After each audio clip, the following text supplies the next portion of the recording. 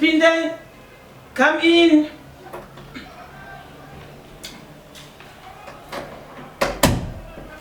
Makadeni. Tiripo makadiyo. Tiripo magadi.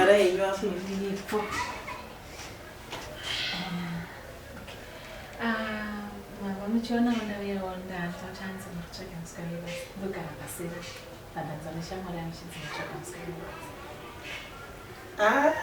Pane mwambo yamanje manje musikana webasa taimbomuda zvinhu asi pana uya mai manje abva kuenda manje manje baba vazotaiwa vana vanoita saka tatatongopfungwa takungokanzura irinyenze kusvika musikana webasa. Mati pane chakaipa here tingangomutora wangotibatsira batsira.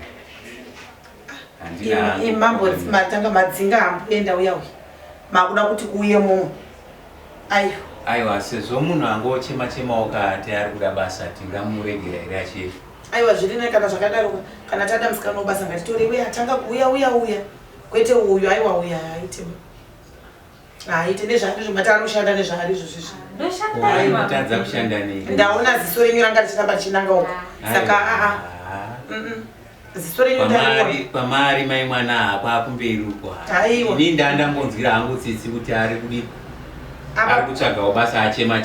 Aiwa apa pashanda ruchiva apa baba mwana azviti pashanda ruchiva musikana pana auya akakanyatsodzikama uya mamuramba pasvika uyu ndakuona kubva paapinda padhowa apa ndakuona ziso renyu ranga rakanaka paari zvezvekutya achigara. Mai mwana ziso rine rusosa here ndinenge uchingoonawo uya munhu ambomutarisa matarisiro amuri kuita uya munhu akana kutombomutarisa kana mucheuka paangoti pamamuti baudeso bvamaona kuti bvamatotaiwa hapana basa mai mwana vana vanoita basa uya apinda achingopinda chete muromo mumwe chete makutoti basa riripo. Aiwa hapana basa mwanangu.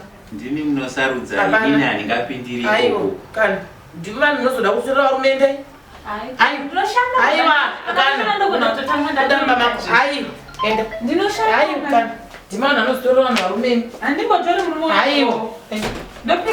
ndatoona ziso rake uchingopinda saka buda zvako enda mwanangu enda basa hapana.